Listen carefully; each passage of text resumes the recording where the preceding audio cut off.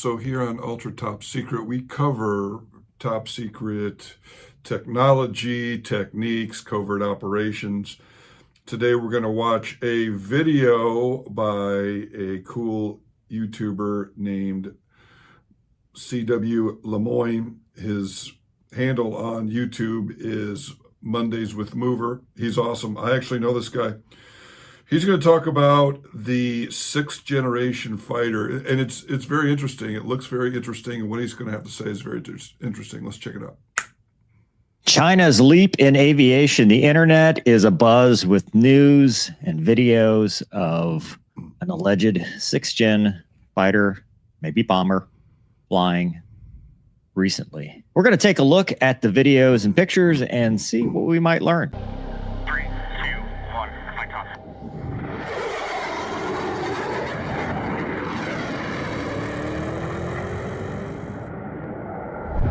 All right, so the headline reads, China's sixth-generation fighter, I'm not going to say fighter jet, even though I just did, potentially designed with advanced stealth and high-altitude capabilities, has reportedly completed its maiden flight.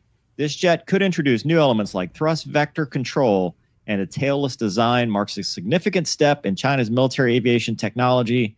Social media has been abuzz with discussions, though some aspects, like its full capabilities, remain speculative based on available imagery. Of course, it's all speculative.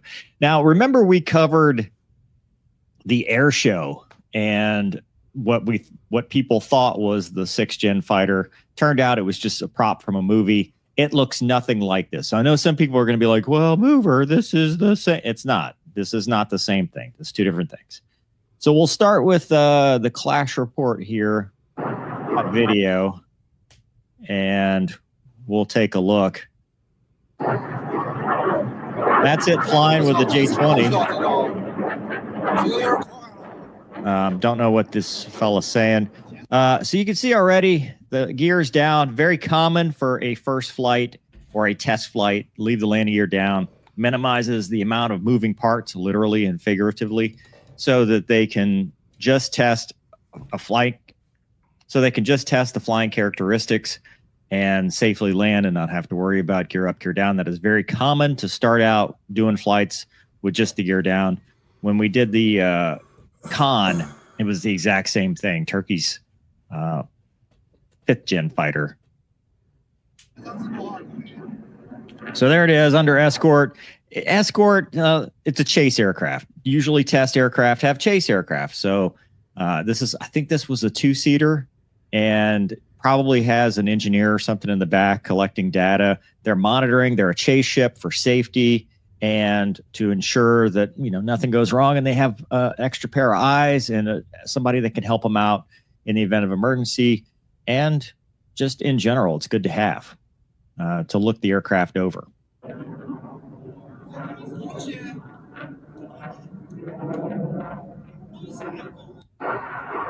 And that's it. That is a big, the J-20 is a big aircraft. This thing is huge. I'm not sure it's a fighter as much as it might be a JH, meaning a bomber of some sort. So that's a close-up. You can see there's no tail. There's pretty much a huge area for weapons bay. And it's got the dual gear here, very beefy gear, very beefy landing gear. That's a better picture. Cockpit, single seat, probably. That's hard to tell. It's such a massive aircraft. It looks like trailing link gear, but I can't tell with the blurry picture. Trailing link like what the F-18 would have, but there's no tails. It's just these fins. This is a better picture. This thing is pure stealth design. It's basically designed for radar cross-section, and once the gear's up, this is going to be slick. Not a lot of edges on the bottom, not a lot of stuff that could reflect radar. I guess it's 3 engines. You can see 2 clearly defined exhaust nozzle areas. This might be a third, but if you look at the pictures, there's 2 intakes on the bottom and 1 on the top, which I don't know what that's about, whether it's like a hypersonic thing they close off and then you've got like a scramjet or a ramjet.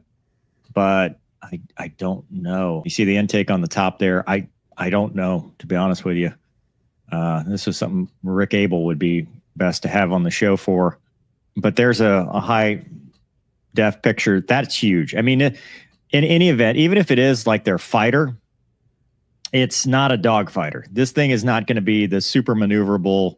It could be very good for BVR if it's slinging missiles, especially if it can carry a lot. I mean, if you got something that can carry 10 or 12 missiles and be stealthy and send them down range from very far away, that's awesome. But in close, I don't see how this thing's going to be super maneuverable like a Su-57 or an F-22 or even Fat Amy. Like, this is more of a strike bomber type look to me. Something that can go, get high, get fast, maybe do some BVR work, but at the end of the day, it's a strike aircraft to carry bombs undetected. So this may be more of like their B-21 answer than the next gen air dominance fighter answer, but I don't know. I don't know what our NGAD even looks like. There's been some mock-ups of our NGAD, but in general, they've been playing that close to the vest. But this is definitely something. It's a threat, right? This picture right here with these two aircraft represent the future of air superiority and air combat. A stealth fighter and a stealth either strike fighter or bomber or BVR type fighter. The thing you'll note, though, is China is still spending money on stuff like this and not drones. Now, they may still be doing drones, but people keep saying, well, the future of aircraft is small drones where you can have 1 billion drones for the amount of money. Well, look, our near peer adversary is investing in this as well, just like we are. So they know more than we do. Our designers know more than we do. I think it's safe to say that it's still going to be this. Now, whether the construct of this is you don't need a super maneuverable aircraft if you've got a weapons bay that can open and throw like a loyal wingman out there to do the dogfighting for you with AI, or if you've got, if it can carry it and drop the drones, or if it's got drone escort, it doesn't look like it's designed for with in close, in visual range kind of stuff. I just don't see much maneuverability out of this, but I don't know. I mean, I'm not a designer. I feel like we should call it the Mothman. Looks like a big flying moth. Definitely loud. That's for sure. But 3 engines, I don't know. 20-kilometer altitude operation range regime. I don't know how they know that. I mean, that's high up there in the bososphere. Maybe. I mean, I don't know. Thrust vector control fighter. You don't see a whole lot of thrust vectoring. It doesn't look super maneuverable to me. But what do I know? Yeah, that looks like a moth. This is definitely the J69 Mothman. And that's pretty much it as far as what's publicly available right now. It just came out. Figured we'd do a quick video just talking about it. It looks highly stealthy. It's got a lot of weapons capacity. 2 or 3 engines, got 3 intakes-ish. Not sure what's going on with that. If it is thrust vector control, it may actually be super maneuverable, but it's still a big airplane. I mean, if you looked at it next to the J-20, that is a big aircraft. So I don't know. I don't know what the end goal is. I would not be surprised if this is some kind of strike bomber type aircraft that is maybe a different way of thinking. Even if it is air to air, like I said, it may have that beyond visual range capability where they're not really thinking of getting in close and needing to be super maneuverable. But maybe I'm wrong. We'll see when it actually starts maneuvering. You can't tell from just this one video, but just kind of a down and dirty observation by a former fighter pilot. I forgot to mention that. C.W. Lemoyne is awesome. He's a YouTuber, fighter, former fighter pilot, former F-18 pilot, and he has an awesome channel. Go check him out. He's always doing fun stuff over there. So like I said, we cover exotic technology. This isn't quite exotic technology. I know that we have electromagnetic craft that, I mean, look at this thing right here. This thing can levitate on electromagnetism. And we're seeing them. We're seeing them fly around. Now, this thing here obviously has jets, but it's very interesting looking. If someone was to see that and not hear the jet noise, they would potentially think that it was something exotic or UFO-ish. It looks a lot like the TR-3B as far as it is a triangle. But as I'm watching this, he said it's really, really big, and I agree that thing is pretty big. They're calling it a fighter, but this thing looks more like he was saying a strike bomber, where it wants to get into somewhere undetected and drop bombs, potentially nuclear. So it's a fighter, probably just like the F-117 was a fighter. They called it the F-117. Whenever you have an F designation, that means fighter. They never, I never saw an FB, fighter bomber designation on the 117, but that's what it was. It was used in the Gulf War in the early 1990s to get past radar and then drop bombs on sensitive installations, CCC, command control elements, and command control and communication elements. And that's what this thing looks like to me. It looks like a strike bomber with some bombs that go inside of it. The doors open to launch either rockets or maybe potentially some laser guided bombs. I like that he called it the J-69 Mothman. I was watching this and I was thinking, I used to watch Godzilla movies when I was a kid. I was thinking Mothra myself. But that's what this thing looks like. It looks like a strike fighter that is very interesting. Now, as I'm watching this, we cover exotic technology on this channel. He didn't mention it at all, but what I was thinking also when I was watching this was the B-2. The B-2 bomber. So this looks like a smaller version of the B-2 bomber. The B-2 bomber doesn't have any rudders. It's just a flat triangle shape for radar evasion, stealth. But there's some interesting things about the B-2 that some people have talked about. Bill Gunston, a very famous aviation writer, years ago, was talking about how that thing, the B-2, its rated thrust was way too low for what the weight of the aircraft was. And he was speculating that there was some electromagnetic propulsion going on with this thing, some electromagnetic help. So that's what I'm wondering with this thing, if they've, China's been trying to copy and steal special access programs. Certain politicians have been helping them.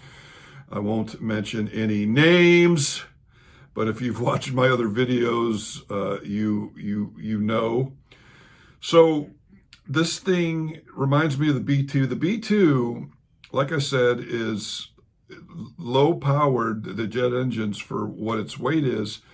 And there was speculation that there were flame jet generators, that they would use energy from the jet engines to basically generate electricity, which then powered rails in the leading edge, which pulled this thing through the air electromagnetically. And that's not crazy. That's not crazy talk. Those electromagnetic rails on a leading edge like that might do two things: make this thing faster, stealthier, less infrared signature, but it also may spoof radar. So yes, that's what I'm thinking when I'm watching this. I'm wondering if they are advanced enough. You got to remember, the B-2 was 30, 40 years old. They're behind us, but they're getting, their spies are working. They're getting help from the globalists and from politicians here in the United States. I'm wondering if this thing has a newbie baby electromagnetic technology like the B-2 bomber has been speculated to have. So I find this very interesting. Yes, so go check out C.W. Lemoyne. He's pretty cool. He's written books. He's got a regular show on YouTube. He's a former fighter pilot, and I like to watch his take on things as a former fighter pilot. A lot of these guys that may be talking about this J69 Mothman, they're not, they may not be former fighter pilots, but this guy is. So tell us what you think. And like I said, that electromagnetic propulsion thing is not too crazy. That it's not out there. As a matter of fact, there's patents for this. There's been this type of stuff since the 20s and 30s. Robert Townsend, I think, is there was. I'll have to. I react to these, so I'm doing this all off the top of my head. There was a scientist.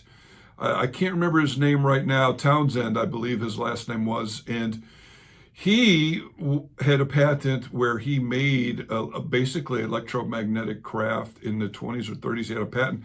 He had this thing where it was a pole with a couple of dangling saucer-shaped capacitors on it, and he would pump electricity through this thing. It was a pendulum, and what it would do is it would spin, and then it would get to the point where these things were vertical, spinning very fast with just electricity, and they were saucer-shaped. So basically what he was doing was he was showing that saucer-shaped craft with enough electricity pumped into them could be made to be some type of propulsion device, whether the actual props of these things would be the propulsion devices, but more likely, these things would be,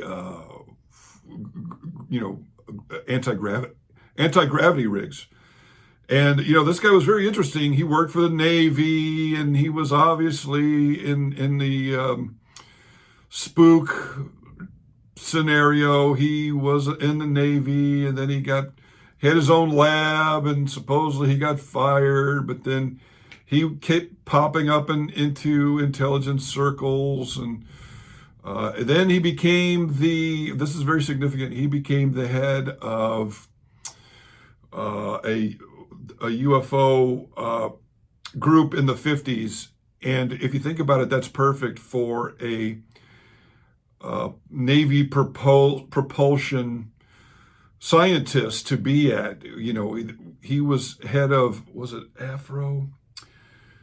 He was head of one of the major UFO clubs that popped up in the 50s, and as the head of that, he would see all of the pictures and stuff that people were sending, and he could glean some information from that and pass that off back to the Navy, or collect all these things and give it to the Navy. So very interesting.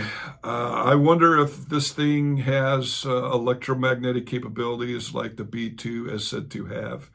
And that's what I'm thinking the whole time.